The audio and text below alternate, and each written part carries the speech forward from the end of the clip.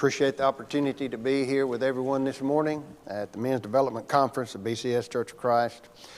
I'm especially excited for the opportunity to be a part of the Texas School of Preaching coming on board. I've done a little bit kind of covering for Brother Rollo this past, at the end of this last year in restoration history. My family and I we got moved in last week. And by moved in, I mean all the boxes are in the house and we have a pathway through the boxes and we're looking for this, that, and other. But the dust will settle. Looking forward to the beginning of the school year, getting into teaching, getting to know the students, and kind of getting my feet down and putting down roots. Our topic for this hour, a history topic, Josephus, eyewitness confirmation of the fulfillment of Matthew 24, 1 through 35. Now, if you're looking for a digital copy of this, I haven't got that turned in yet. I make no excuses. I'll just apologize, but I will get that turned in and get that uploaded. I am always thankful for explanations of difficult passages or figurative language. Have you ever, after reading through a particular passage, felt like the Ethiopian eunuch? And someone saying, hey, did you understand that? And you said, nope, I didn't understand that.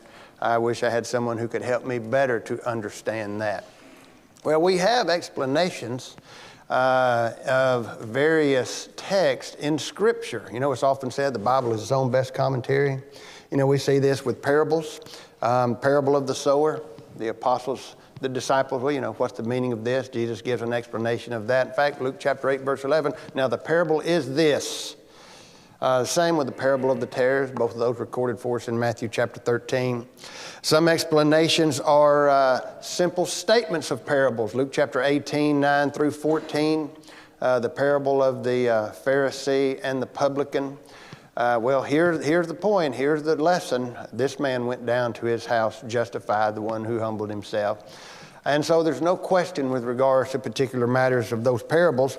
It's similar whenever we consider prophecies and their fulfillment. In fact, we are unaware when we read the Old Testament, sometimes we are unaware that certain events or statements are even prophetic until we come to the New Testament. Hosea chapter 11 and verse 1, I've called my son out of Egypt. We have no idea that that is a prophetic statement referring to the Christ coming out of Egypt, except for the fact that it's recorded for us in the book of Matthew. Isaiah's prophecy, Isaiah chapter 7 and verse 14, a virgin shall conceive and bring forth a son, thou shalt call his name Emmanuel. Well, we know these things took place that it might be fulfilled. Matthew chapter 1, 26, 22 and 23. Acts chapter 2 and verse 16, giving an explanation for what was taking place on the day of Pentecost. What did Peter say? This is that. You know, when an inspired apostle says this is that, then that's it. We know. We're not left in question. You say, well, why are you talking about all this? The writings of Flavius Josephus, as he is known to us today, have come down to us, and they serve as both an uninspired and I would even say unintentional explanation, a record, an eyewitness of the prophecy of Jesus Christ recorded for us in Matthew chapter 24 and also Luke chapter 21 with regards to the destruction of Jerusalem. Now, why do we have the writings of Josephus? How many ancient historians, Roman historians, how many of their writings, how many of historians are there? You know, I just did a quick search online for a list of some of these historians. Here's a very, very brief list. There's Tacitus, Suetonius, Livy, Cassius Dio, Julius Caesar, Pliny the Elder, Pliny the Younger. We go on and on and on and on. Reputable, notable Roman historians who recorded their time and times before them. How many notable Jewish historians are there? You know, we have Josephus. And there is not another notable Jewish historian until we come to the 1940s. And so I scratch my head and I wonder, why is it the case that we don't have, now we have certainly the inspired record, but why do we not have notable historians, Jewish historians? Well, perhaps and this goes back to the discussion of providence yesterday, right? We'll say, perhaps it is the case that we have the writings of Josephus. They have come down to us providentially as an uninspired eyewitness account of the fulfillment of the prophecies of Jesus Christ. Our purpose for this hour, at least the way I'm approaching this lesson, is to consider Josephus as this and his eyewitness account that we have recorded for us in the wars of the Jews, and relate as much as time will allow us the fulfillment of the prophecy. We'll parallel the record of Josephus and the prophecy of Jesus Christ in Matthew chapter 24. Now, what I want to do to get us to that point, I first of all want to introduce just a short sketch of Josephus, who Josephus is. Many of us, perhaps most of us, maybe all of us are familiar with who Josephus is, but we're going to consider him. Then I'll give just a very brief outline of our text, Matthew 24, 1 through 35, just as I have it for this particular study. And then we'll note some of the words of Josephus as they provide for us an eyewitness account, not simply of and not necessarily the destruction of Jerusalem, but of those things that led up to it. To me, that's the more interesting, those events that led up to it. So with that being said, let's consider, first of all, who was Josephus? Well, Josephus was a Jewish historian. He was born in the first year of the reign of the Emperor Caligula, so about the year 37. He was of priestly lineage. Brother Epifanio spoke of the Hasmonean dynasty and the Maccabean revolt. Well, Josephus was a descendant of Mattathias, who was the instigator of that Maccabean revolt in 167 BC. Josephus' father's name was Matthias. He claims in his history that he also is of royal descent. He had royal blood through his mother. His mother's not mentioned. So he is one who has a priestly descent, but also with royal blood. Okay? At the age of 16, he began to study the Jewish sects. In fact, he just began to study just religion as a whole, kind of went on what today someone would call his spiritual journey. And after considering the Pharisees, the Sadducees, and the Essenes, he he chose to associate himself with the Pharisees. And so he is known as one who is a Pharisee. About the age of 26, he made a trip to Rome. Now, we'll throw this in there. At the age of 26, this is going to be about the time that Paul is in prison in Rome. Okay, at this particular time. Well, he makes a trip to Rome also, but he's going on behalf of some priests who had been put in prison in Rome. He either has a contact or he befriends someone, a Jew who is an actor in Rome, and that actor is a friend, has an association with Poppaea, who was the wife of Nero at that particular time, and he has that connection. Poppaea befriends Josephus, and through that relationship and her influence, he is able then to effect the release of these priests in Rome. He stays in Rome for a couple of years. He returns about the year 65 to Judea. And there he sees an environment. He discovers an environment of rebellion. He sees these seeds of revolt. But he's been 2 years. He already knows of Rome. He already knows of the power of Rome, but he's been 2 years in Rome and now has that first-hand knowledge and that experience of seeing the majesty of Rome and the power of Rome. And he does all that he can to dissuade his fellow Jews to forget war, forget revolt. We need to lay down arms and we need to seek for peace. Well, he was unsuccessful. Ultimately, he takes a stand with the Jews, though he never really fully engaged with the Zealots. He never really was a part of that group. In fact, when you read the writings of Josephus in the wars, he'll refer to them as the seditious. He even refers to them as the robbers. Whereas he'll refer to some as the men of power. That would be the high priest and those of the high priest. And that would be the Jewish elite who really wanted peace, but the zealots kept continuing to instigate rebellion. Well, Josephus, he's cited as one who was loyal to the Jews. He ultimately stands with the people. He's given command over Galilee. He begins to build up the strongholds that had been weakened. One of the cities in particular was a city called Jotapata, at which city he ultimately was taken captive by the Romans, about the year 67. And so now Josephus is in custody of Vespasian, the general who has been handpicked by Nero after he'd been cast out by Nero, brought back in because nobody else could do the job. And so he is in custody of Vespasian, but Josephus, if nothing else, was a talker. And he tells Vespasian, you and your son, Titus, who is also a part of the Roman armies there, a general, you and your son both will one day be emperors of Rome.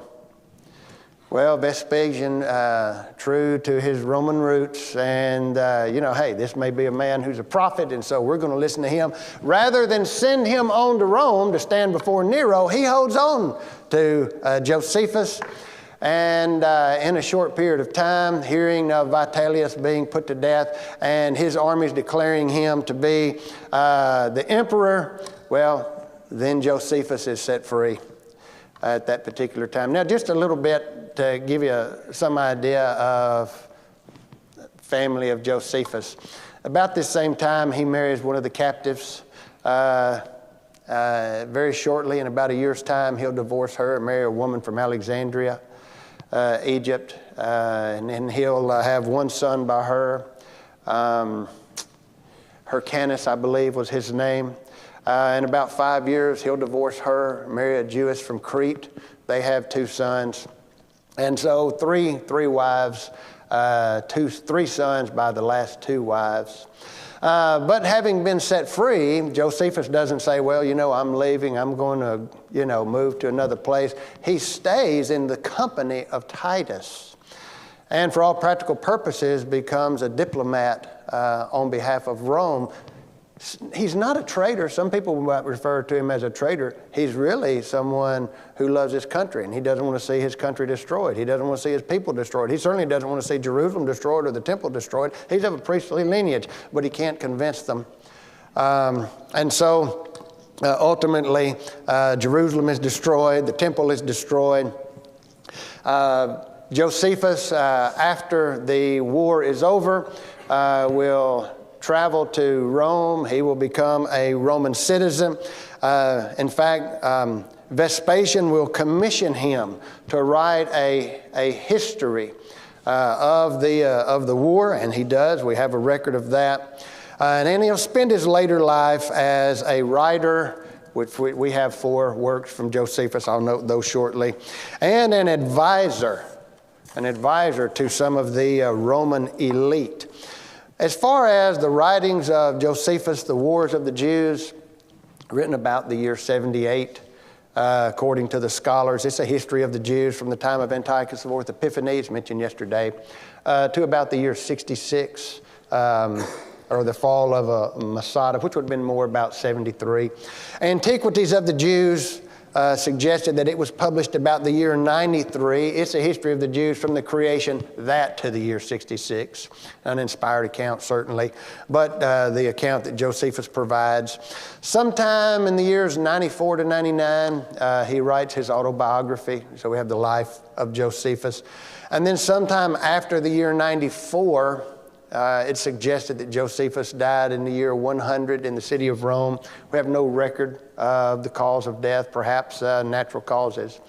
But sometime after the year 94, he writes a defense of the Jews, a defense of Judaism, titled Against Apion, who was a Greco-Egyptian speaker, scholar, who had criticized the Jews and the Jewish state. And so he writes a defense of the Jews.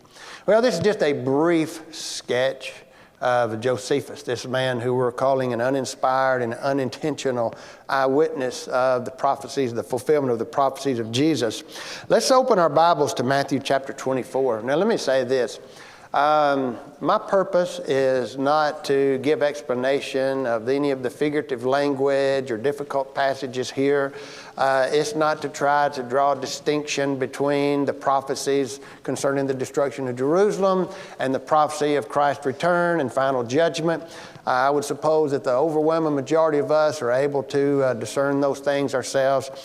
My goal and my purpose for our time is to lay side by side some of the words of Josephus from the Wars of the Jews and the prophecies of Jesus to give us the historical context, the historical fulfillment of these things as Josephus wrote them down for us, and then and parallel that to the words of Christ. Okay, that's going to be our goal. Now, just as for this particular study, just a brief outline that I put together to kind of help me with this particular session.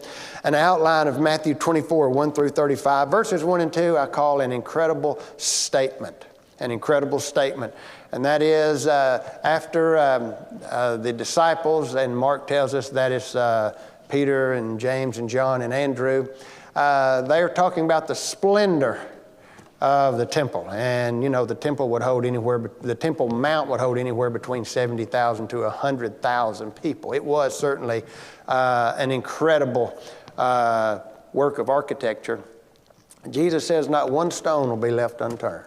Now that's an incredible statement. And I would suppose that perhaps in the minds of those disciples, the only thing that could bring about the overthrow, the destruction of such a magnificent building that was a building in which God is honored and glorified would have to be the end of the world.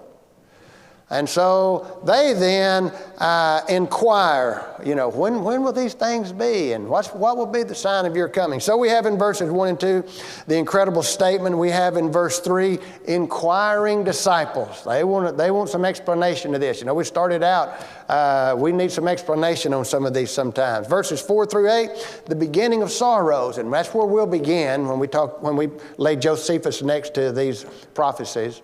We'll start there at verse 4. The beginning of sorrows, and then verses 9 through 14 I refer to as the time of sorrows. Verse 9, we see the death of the saints. Verse 10, offense and betrayal. Verses 11 and 12, false teachers and falling away. Verses 13 and 14, endurance and evangelism. Now, most of that, those words we have record of in the Scriptures. So we won't spend much time on that. Verses 15 through 22, abomination of desolation. Daniel speaks twice of the abomination that makes desolate in Daniel. And we'll note that when we get there. Verses 23 through 26, the false Christ. The false Christ, I have in parentheses, false hopes of deliverance. We understand that whenever the Jews of that time, perhaps same as the mindset of many today, whenever they thought of the Messiah, it was a political saving, a political salvation, a political restoration. That's what they were looking for. Well, these false Christs provided false hopes of deliverance. Then verses 27 through 31, the true Christ. Here we see Rome actually coming in destruction, and so I refer to 27 through 21 as the true Christ. And in parentheses, the true Christ will come in judgment, not deliverance. That's what they will see. And then verses 32 through 34, the admonition. The admonition. In other words, you have been warned, be prepared. That's in essence what Jesus says. And then verse 35, heaven and earth shall pass away, but my word shall not pass away. The certainty. The certainty. Now, with that brief outline, I want to begin at verse 4 and talk about the beginning of sorrows. I'll read this. We won't necessarily read every section from the scriptures, but I do want to read this to get us started. Jesus answered and said unto them, Take heed that no man deceive you. For many shall come in my name, saying, I am Christ. We will talk more about false Christ in 23 through 26. And shall deceive many. And ye shall hear of wars and rumors of wars. And that's where I really want to spend much of our time here in this section, wars and rumors of wars. See that ye be not troubled, for all these things must come to pass, but the end is not yet. The end of Jerusalem is not yet. For nation shall rise against nation, kingdom against kingdom. There shall be famines and pestilences and earthquakes in diverse places. Well, let's look at some of the words of Josephus, his record, with regards to this wars and rumors of wars. Well, there were wars among the Jews. You had the rebellious, you had the seditious, you had the robbers, and then you had the men of power, the elite, and those who did not want rebellion. But it was instigated and it was forced through those who were very zealous. I want to introduce you to a man named Josephus Florus. We'll call him Florus. Florus was an agitator of Jewish rebellion. All right, who is Florus? Well, after Felix, and we're going to be able to draw some lines to the biblical timeline. After Felix, a man by the name of Albinus was appointed as procurator of Judea. So it's going to be about between 62 to 64 in this time. Okay, this is according to Wars of the Jews in book 2, chapter 14. Josephus records this of Albinus. Now I say this because you need to understand Florus, what type of man he was. And understand this. Here's what would happen. If the Jews go to Rome and they speak about Florus, his governance is no good. He is not helping to support Rome. He's going to cause rebellion. He's going to cause an uprising. Well, what's the emperor going to do? I need to send somebody. I need to call Florus in, and I need to talk to him and see what's going on. So Florus is going to be doing all that he can to instigate rebellion, to make it look as if anything the Jews might accuse him of, which they will to the governor of Syria, is all false. They're the ones who are trying to instigate everything. Now, that being said, here's what Josephus says of Albinus, who was the procurator before Florus. Okay? Nor was there any sort of wickedness that could be named, but that he had a hand in it. If there's anything that's underhanded, that's fraudulent, well, Albinus had a hand in it. And he lists some. He would steal and plunder the treasures of individuals. He levied burdensome taxes on the nation. He accepted bribes to allow criminals to go free. In fact, Josephus indicated that the only ones in prison were the ones who didn't have enough money to pay, a bribe to get out of prison. Now, that's Albinus. But now listen to what Josephus says. Here's a summary. I think this is important. Josephus sums up the attitude among the Jews under Albinus. At this time were those seeds sown which brought the city to destruction. Okay, now this is just after the time of Felix. And so the seeds are being sown by the heavy hand of these Roman governors. Now, that's enough of Albinus. Notice what he says of Florus. Yet did Josephus Florus, who succeeded him, that is Albinus, demonstrate him, Albinus, to have been a most excellent person upon the comparison. So as bad as Albinus was, Florus was 10 times worse. He was 100 times worse. And when the people appealed to Sestius Gallus, who was governor of the province of Syria, Florus then approached him and said, he convinces him through false statements, everything the Jews are saying is false. Listen, I'm doing a good job. You need to listen to me. And he convinces him, well, it's all the Jews. And he does all this, obviously, to hinder charges against him from reaching Rome. And so what he does then, Florus does, he increases the calamities, any calamities that he can, upon the Jews, simply to try to incite this attitude of rebellion. Okay? So that's where we are. King Agrippa. We recall King Agrippa, Acts chapter 25, 26. He comes with his sister, Bernice, to hear he comes in a visit and he hears the Apostle Paul speak. King Agrippa actively worked to repress Jewish rebellion. In fact, all of those in a place of influence and position at that time did, except for Florus. He was doing everything to undermine. Now, I want to read this a rather long quote from the Wars of the Jews. It's in Book 2, chapter 16. And this is a statement of Agrippa, okay? Speaking to the Jews, he said, "You are the only people who think it is a disgrace to be servants to those to whom all the world have submitted." You're the only ones who think it's a disgrace to submit to Rome. What's wrong with you people, okay? What sort of army do you rely on? What do you have to back you, okay? What are the arms you depend on? Where is your fleet? What type of a fleet do you have to seize the waters? Where is your fleet that may seize upon the Roman seas? Look at that. Rome not only controlled the land, the sea, the Mediterranean belonged to Rome. Where are your ships? Okay? And where are those treasures which may be sufficient for your under? How are you going to afford this? How are you going to pay for this? If you're going to bring people in, where's the money to pay for? You don't have that. Do you suppose, I pray you, that you are to make war with the Egyptians and with the Arabians? Oh, maybe you could sustain yourself against the Egyptians. Maybe you could sustain yourself against the Arabians, but watch this. Will you not carefully reflect upon the Roman Empire? You need to take time and look in the mirror. You need to back up. What did Jesus say? That a king, before he went to war, what should he do? This is what Agrippa's saying. You boys need to back up and see what's going on. You're fixing, my daddy would say, you're fixing to bite off more than you can chew, getting up against Rome. Will you not carefully reflect upon the Roman Empire? Will you not estimate your own weakness? Hath not your army been often beaten, even by your neighboring nations? You can't even take care of the people next door.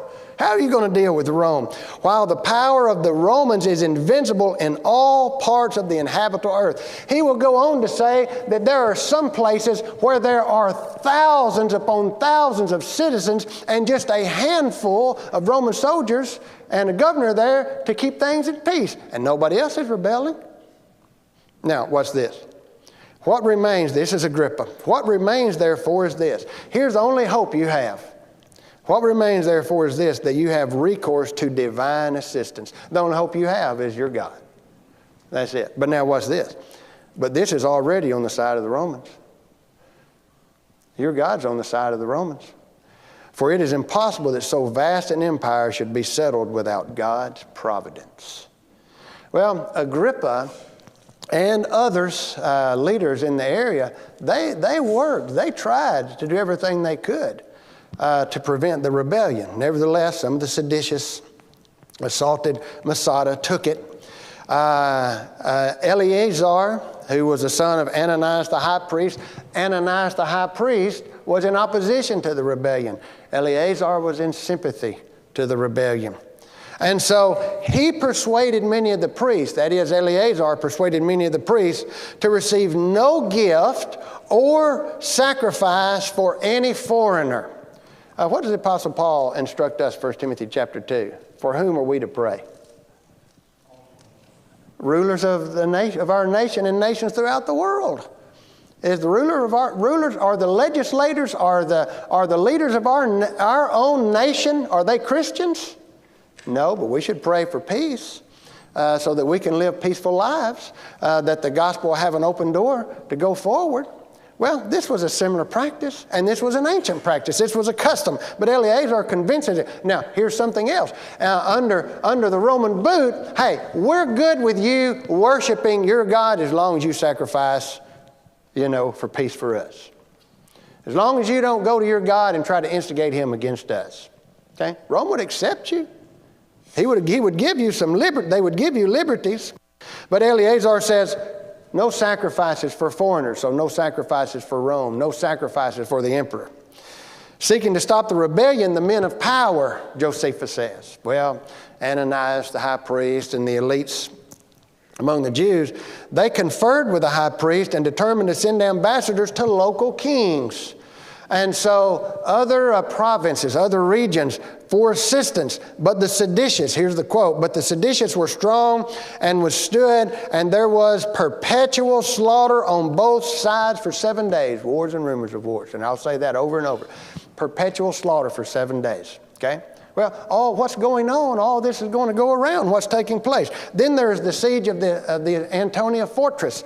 On the northwest corner of the Temple Mount was the castle of Antonia, or the Antonia fortress. It was a fortress. It was a barracks that would hold about 1,000 Roman soldiers. It was built by Herod when he had the Temple Mount built. He named it after Mark Antony. You know, Herod the Great, whenever Octavius, who would come to be known as Augustus, was going against Mark Antony, who lost. You know who Herod went for? You know who he supported? Antony. And whenever Antony lost, you know what Herod did? He appeals to, he goes to Rome, and he appeals to Octavius, and he says, you know, I never was for Antony. You know where my loyalty is? My loyalty is for Rome. I was supporting Rome. I wasn't supporting Antony. And I'll support Rome still with you. And you know what, Augustus? I don't really have time to deal with Judea anyway. Okay. And so he puts him in place. Well, the castle of Antonia, this barracks from which soldiers run down in the book of Acts to save Paul from being ripped apart. Well, it was besieged and was razed. The garrison was taken. The citadel was set on fire. And then a man by the name of Menahem became the leader of the sedition for a period of time. Now, we're going to see some different names of different people. Some had great success. We're going to see that one particular Roman general, when he comes down and he has Jerusalem, all he's got to do is go knock on the door and they'll let him in. He can take it. But because of false information, perhaps, that's what Josephus suggests, he leaves. And as he's in his retreat, the Jews of the sedition, they just come after. And rather than take all of the effects of war and put them in the middle as they're moving away, they keep them at the back. And some of them they just leave behind. And so the Jews just take them up, and now they've got weaponry. Okay?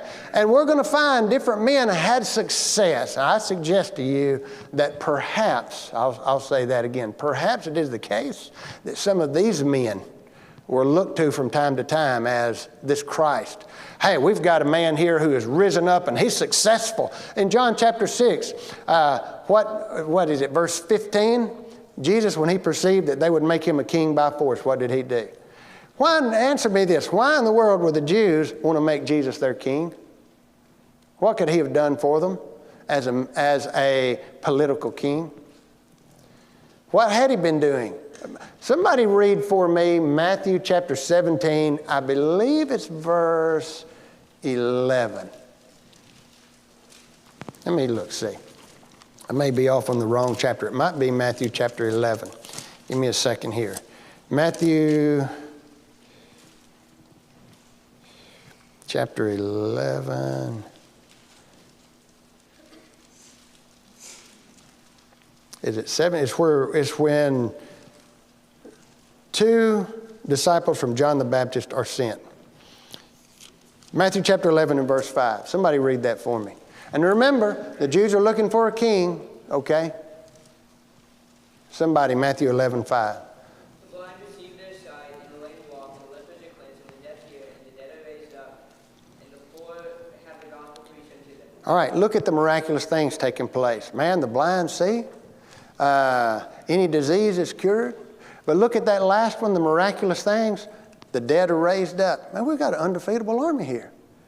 Man, we go up against the Romans. It doesn't matter how strong they are. Look what this man can do. I'll run into battle, and if I lose my life, it's okay, because King Jesus will come, and he'll just raise us up, and I'll get another shot at him. And so they seek to make him king by force. Well, I would suggest that perhaps here's a man who's being successful in military battle. Here's another man who's being successful in a military battle. And perhaps even some of these men said, I'm the one who's going to lead us to victory over Rome. Don't go chasing after those men. Okay, if they say, well, he's here. If they say, we'll read about one man, if time allows, Niger, who they suppose to be dead, and he's hiding, and he comes up after 3 days of hiding and presents himself, I'm still alive. Well, anyway, Menahem, he becomes leader of the sedition for a little while, and believing himself to be invincible, he becomes cruel. Okay, he becomes barbarously cruel against his own people. He kills Ananias the high priest. Really? Okay. He kills Ananias the high priest and Ananias' brother, Hezekiah. Eleazar and his party, he has his own party, who's the son of Ananias. They assault the party of Menahem then and kill Menahem. And again, wars and rumors of wars. See all these things taking place. Then with Menahem dead, a decision is made to leave off besieging the soldiers. And the Roman general who's in Jerusalem, who's been, locked up, trying to keep himself and his soldiers safe, a man by the name of Metellus, he sends word to Eleazar, hey, we'll lay down our arms if you'll just promise security and let us get out. And Eleazar said, well, absolutely. Hey, we love you, Romans. You just lay them down and come on out. And you know what happened when they came out? Wars and rumors of wars. They killed every single one of them. Well, at the same time all this is taking place, there were above 20,000 Jews in Caesarea who were put to death at the command of, who's the governor at the time? Florus. He's doing everything he can. Well, this cause, then, this slaughter of 20,000, now it's not just the seditious. You have the whole nation now. The spirit of rebellion is catching fire. And so the whole nation of the Jews rebel, and they start to lay waste to villages in Syria, neighboring cities. In fact, Josephus mentions no less than 16 cities that didn't have any part of anything. But they're in the spirit of rebellion. And he says many of the villages that were about every one of those cities were plundered. And they were plundered by the Jews. And an immense slaughter was made of them who were caught in them. The reaction of the Jews then caused those who were Gentiles, hey, we've got to step up against the Jews. In fact, they step up in opposition to the Jews, even those Jews who were opposed to the rebellion. There was one city by the name of Scythopolis, and they were fearful that the population of the Jews who were there, Jews who had who had stated their loyalty to the Romans and had taken up arms ready to fight against their fellow Jews. But those of Scythopolis said, well, we're not really sure. Why don't y'all go out? And they had a particular place they wanted them to go, and y'all stay out there for just a period of time. After 2 days, the men of Scythopolis went out and slaughtered every single one of them, man, woman, and child, cut their throats. About 13,000. And then they plundered all the possessions. Well, wars and rumors of wars. In Ascalon, in Ptolemais, in Tyre, in Hippos, in Gadara, Jews were either killed or they were put into prison. Wars and rumors of wars. Well, I've got what, 7 minutes? 17 minutes? No? Okay. Let's talk about, I want to talk about the abomination of desolation. But here's what I really want to talk about. Let's look at Matthew 24:22, because I want to give some explanation of this. 21, then shall be great tribulation, and if you really want to know the tribulation, the misery, the severity of the destruction, the sufferings of the Jews, read books, 5, 6, and 7, the last 3 books of the Jewish wars, and you'll see the severity of it. But look at 22, except those days should be shortened, there should be no flesh saved, but for the elect's sakes, those days shall be shortened. Now I want to address that. There was a Roman general, Scherffius Gallus, who had been in Antioch. Antioch was one of the very few cities that instigated calamities against Rome. Even whenever there was an uprising in all surrounding, they didn't attack the Jewish citizens in their cities. Well, ultimately, Scherffius Gallus, Roman general, who'd been in Antioch, he takes a 12th legion, he takes additional troops from other legions, and he moves southward toward Jerusalem. Ultimately, what have I got, 5? 5. Okay. Ultimately, he comes to... They take this place, this place, this place. They put people out. He sends one of his generals with some of the legions up to Galilee, and they put them down. Well, now they come to Jerusalem. And at the time, Jerusalem, it was right. It was ready to take, because here's what had happened. The seditious, the rebellious, they thought, we can't do this. We might as well throw in the towel. And those who were in opposition to the rebellion, they said, hey, well, let's let the Romans in. Let's just we're ready to let them in. We want peace. Sestius Gallus did not realize the attitude both of the rebellious and of the peaceful. And Josephus suggests, because of false information, false intelligence given by Florus, that Sestius Gallus pulled his troops back from Jerusalem. Now, here's the quote. It happened that Sestius was not conscious either how the besieged despaired of success, that's the rebellious, nor how courageous the people were for him, that is, those who opposed the rebellion, and so he recalled his soldiers without any reason. There was really no reason to do that. Well, this unexplained pulling back of the Roman troops afforded opportunity for those in the city to flee. And if I'm not mistaken, if memory serves, the historian Josephus said that not a single Christian perished in the destruction of Jerusalem. Why? Well, because of the prophecy of Jesus Christ.